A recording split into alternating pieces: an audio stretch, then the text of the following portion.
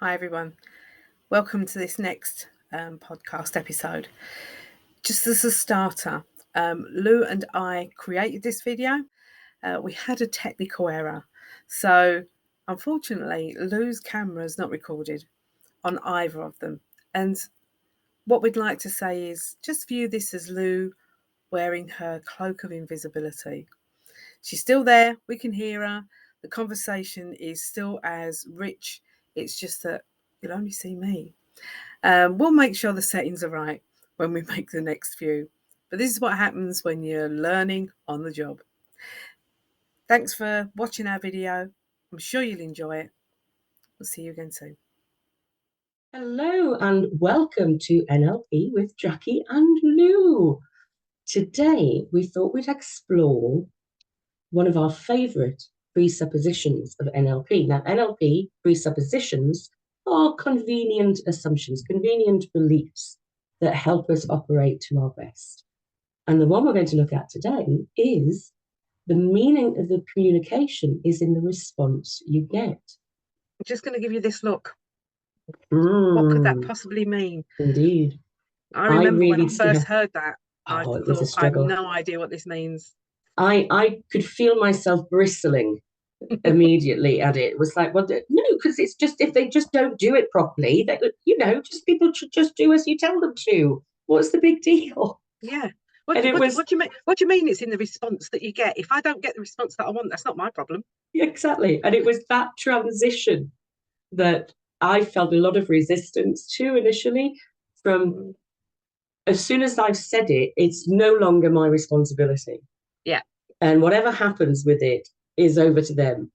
Actually, no, if I haven't communicated in a way that's helpful for that individual, the response that I get from them is entirely my responsibility. So it enabled me to really shift that dynamic within the communication and maintain the responsibility for it throughout. And think a bit more beforehand, because we do just say things, don't we? We all do, and we probably still do, even with NLP, because we're human. Yeah. But I certainly found a shift in the quality of the communication and what I was getting back from people. And I know it's something that it's absolutely one of your favorites, isn't it? Certainly with stakeholders. Yeah. I'm going to talk about stakeholders, and even in my personal relationships, there's lots to go at, and I chime with you when it comes to that responsibility part, because I never really thought that it was my responsibility to communicate in a way that would help not just me but somebody else. Yeah. I just thought that everybody would understand exactly what I was talking about and why I was saying it, and I only had my own view of the world. As far as I was concerned, I was doing it right. If somebody took it the wrong way or didn't actually respond to it in the way that I wanted them to, or expected them to, I should say, then as far as I was concerned, they were, what's the matter with them? Why didn't they understand it? I've said it in plain English. How easy do you want me to make it for you? And it wasn't my fault at all. It was entirely theirs. And I had exactly the same shift as you talked about. As soon as I got my head around this particular presupposition, the meaning of the communication is in the response that you get, and it's all about responsibility. It is. And I know we have this conversation quite a bit, because I do tend to have part of that communication within my head.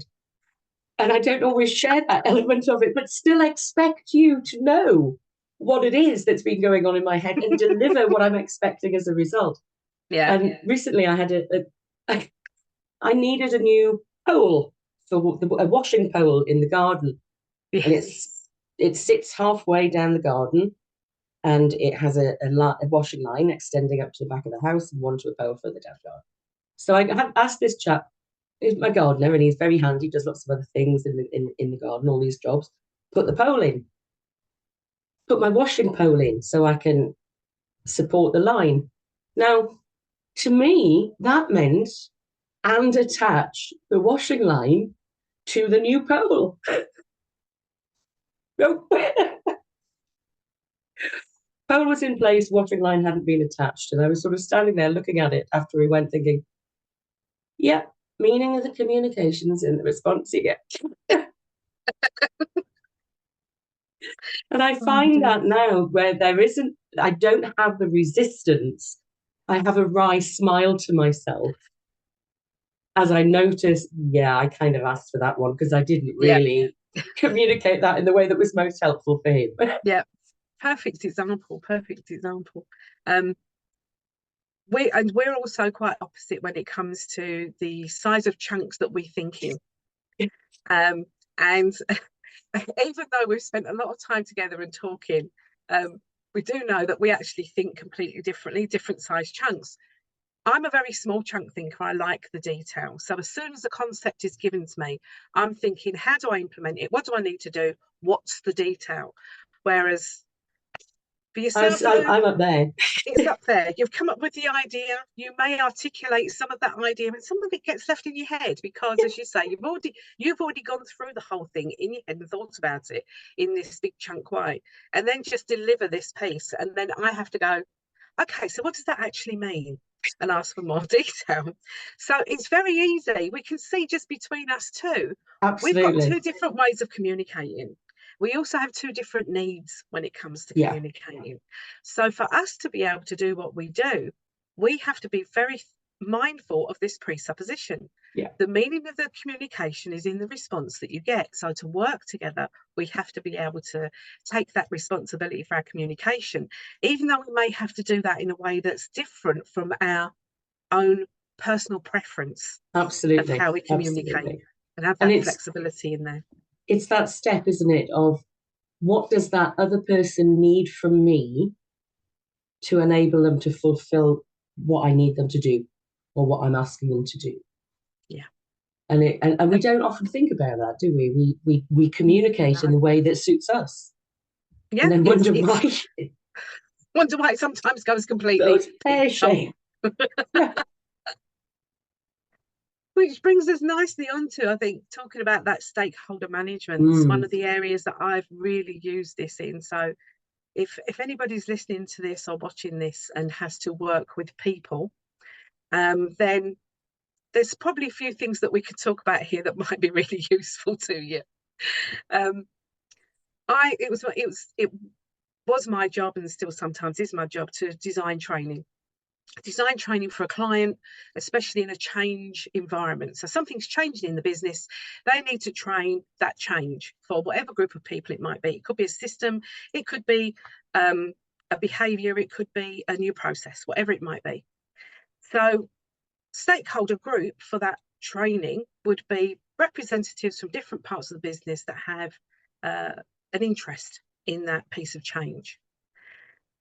So I'm there and I need to be able to create a piece of training that's going to satisfy not just me as the trainer, not just the learner, because they need to learn, but satisfies everybody in that room because they've all got an interest.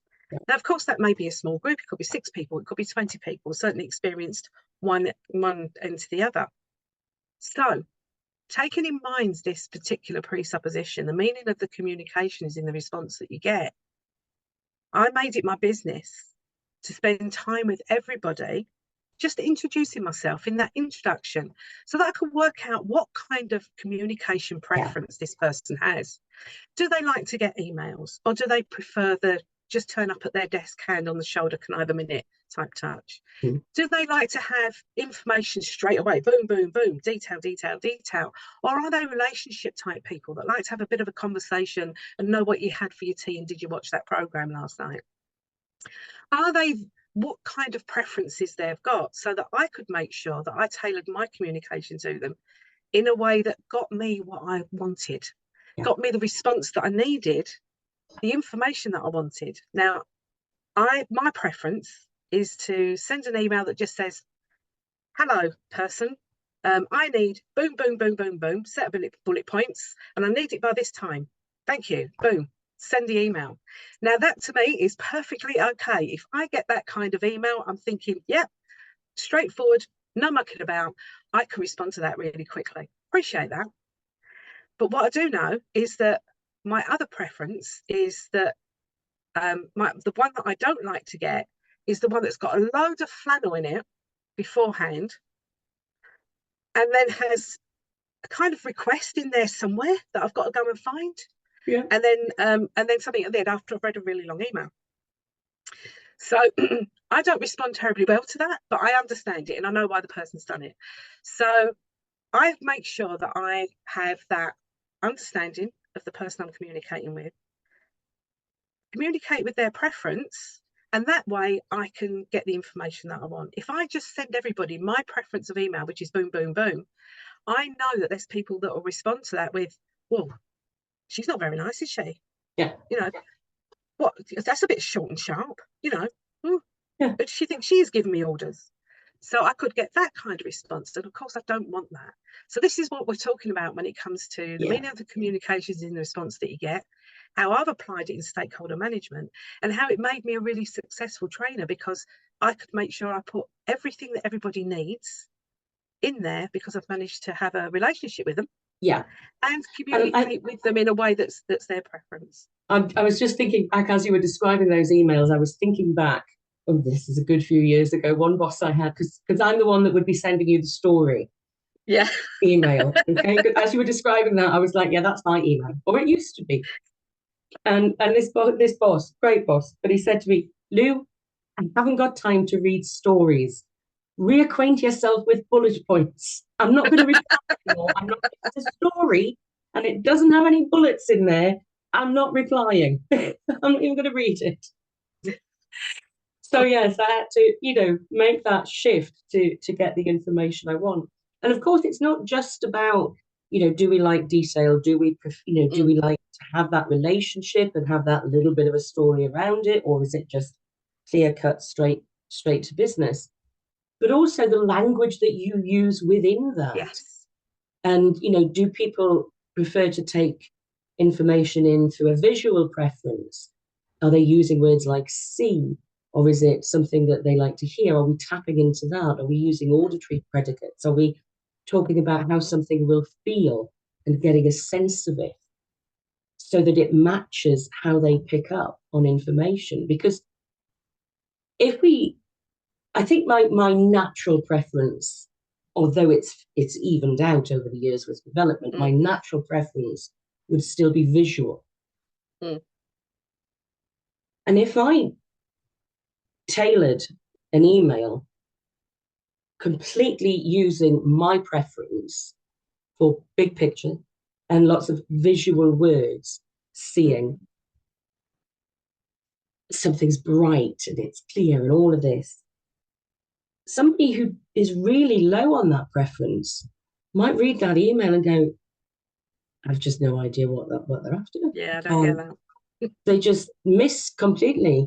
And even if it was bulleted, they'd still be, so what is it they want? But if I've spent a little bit of time with them and I've noticed where their eyes are moving to, which will indicate to me what their preference is in terms of visual, auditory, kinesthetic, then I can tailor it so that it makes it easier for them. And I think this is one of the things that we both have in common. So in terms of NLP and other things, why make stuff hard? Oh, as you know, my saying, I don't mind hard work. I don't mind working hard. I just don't like hard work. So why make things difficult? Not just so for yourself, if you're but for writing everybody whatever else. it is you're writing, even if it was writing a CV, make it easy for the person who's reading it to get the information. Yeah. Make it and easy. That way you still maintain that responsibility for the communication. And if at any point you find that it trips up and somebody doesn't quite get what it is that you are talking to them about or discussing, whatever it might be, whether it's verbally or by email, by letter, or whatever method of communication, by text, just making sure you use the correct emojis can sometimes, be something you need to think about. Relationships have dissolved over emoji use. But actually, once you notice there's a kind of bump in the road in the communication, in the conversation, you can change. Yeah. Because I certainly take NLPers take that responsibility. It's for me to be flexible and change and work out how I need to do this in order for this conversation to still be easy, to be enjoyable, to get the success and the results that we want, to get the thing that we desire. Yeah. And just, it helps build relationships as well. It does. It does. Because the better you communicate, the better you get on with everybody. Absolutely. And that just makes life so much easier. So what are your top tips, as it were, for maintaining that presupposition of meaning of the communication lies in the response that we get? What would be your top 3 things that you do to ensure that you adhere to that? So it really depends. If I'm getting to know somebody, then I'll take the time, first of all, to get to know them. Listen, observe, gather some information about how that person communicates with the world. And that way I can make sure that I can match it and mirror it and make that conversation easy for both of us. If it's going to be a one time, then spend time listening before you start speaking. You've always got time to get some information. So top tip number 1, build a picture of that person's communications preferences. Tip number 2, keep the conversation going.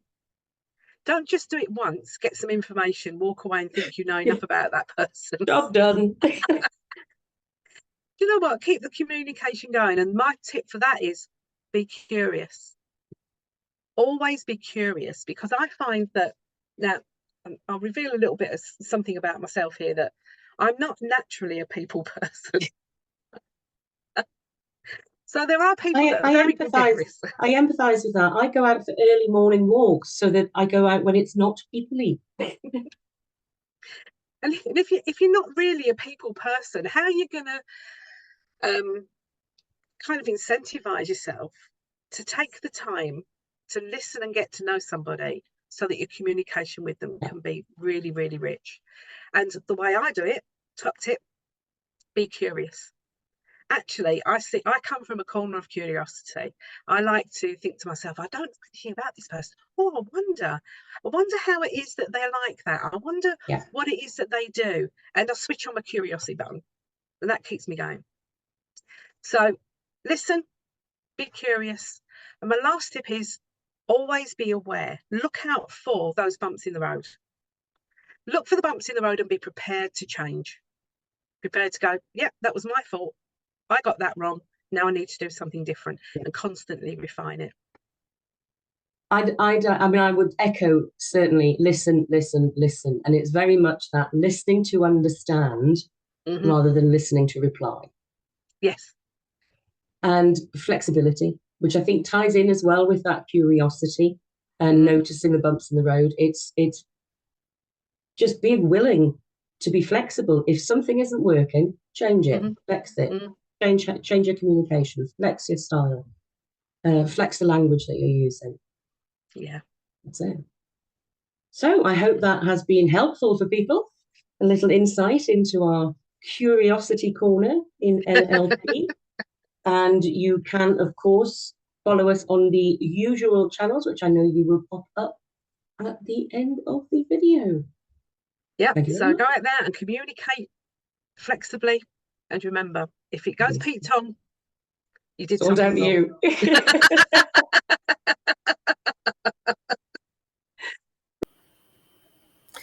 Me and Lou have great fun making these videos for you, because we will always spend our time talking about everything NLP. So if you like our videos and you want to continue to enjoy them, then please like, subscribe, and check that little bell icon, wherever that might be, so that you will always be notified when our next video drops.